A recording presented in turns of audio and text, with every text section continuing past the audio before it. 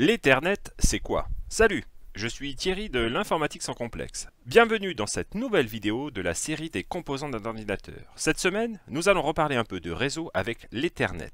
À quoi sert-il? Comment fonctionne-t-il? Découvrons-le maintenant. Depuis les débuts de l'informatique, le besoin d'échanger des informations s'est fait sentir. Même si au début on pouvait facilement échanger avec des médias amovibles comme des disquettes, les limites furent rapidement atteintes. C'est pourquoi dans les années 70, Xerox a inventé un moyen de faire communiquer des ordinateurs reliés entre eux par un câble coaxial. Et pour que ces ordinateurs se comprennent, un protocole de communication fut établi, l'Ethernet. Dans les années 80, l'Ethernet fut standardisé pour devenir aujourd'hui le protocole réseau le plus utilisé. Quand tu relis ton ordinateur au réseau via une prise RJ45, tu utilises le protocole Ethernet. Comment ce protocole fonctionne-t-il? Découvrons-le ensemble dans cette vidéo. Mais tout d'abord, si tu aimes mes vidéos, abonne-toi et active les notifications pour n'en rater aucune.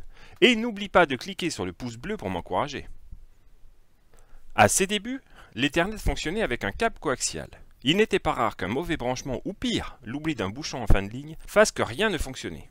Dans les années 90 sont alors apparus les paires de cuivre torsadés. À l'aide d'un concentrateur, on peut relier de nombreux ordinateurs entre eux. Les câbles réseau comprennent au minimum 2 paires. Une paire pour recevoir les données et une paire pour transmettre les données. Si au début les vitesses de transmission étaient d'environ 10 mégabits par seconde, on atteint maintenant les 10 gigabits par seconde. Le choix des paires torsadées n'est pas anodin. En effet, il permet de limiter la sensibilité des transmissions aux parasites. Sur une paire, on transmet un signal donné sur un fil et son opposé sur l'autre. À l'arrivée, on effectue une soustraction des signaux des deux fils. Comme les paires sont torsadées, un parasite reçu par un fil est aussi reçu par l'autre fil de la paire. Du coup, à l'arrivée, comme on effectue une soustraction des deux signaux, on élimine le parasite. Pour identifier les ordinateurs participant à un réseau Ethernet, chacun d'eux possède une adresse MAC. C'est une suite de 6 octets que l'on trouve généralement écrits en hexadécimal, séparés par des 2 points. Les données sont transmises sous forme de paquets. Chaque paquet contient l'adresse source, l'adresse de destination ainsi que les données à transmettre. Un paquet contient également des codes de contrôle de cohérence permettant de vérifier son intégrité. En revanche, Ethernet n'offre pas de garantie d'acheminement des données d'un bout à l'autre. C'est le rôle des protocoles des couches supérieures, comme l'IP par exemple. Si tu ne te souviens plus ce qu'est l'IP, n'hésite pas à aller jeter un coup d'œil à ma vidéo sur le sujet. Quand un ordinateur veut envoyer des données, il vérifie que le réseau est libre. S'il ne l'est pas, il doit attendre qu'il le devienne. À ce moment, il envoie alors une trame de données sur le réseau. Il se peut que 2 ordinateurs se mettent à parler au même moment. Dans ce cas, on dit qu'il y a une collision. Chacun des 2 ordinateurs attend alors un temps aléatoire et recommence.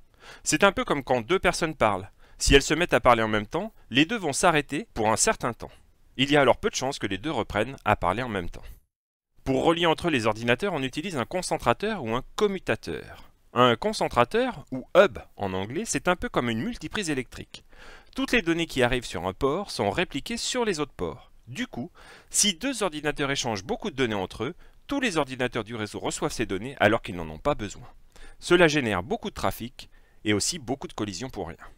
Sont alors apparus des commutateurs, les switches en anglais. Ce sont des multiprises intelligentes.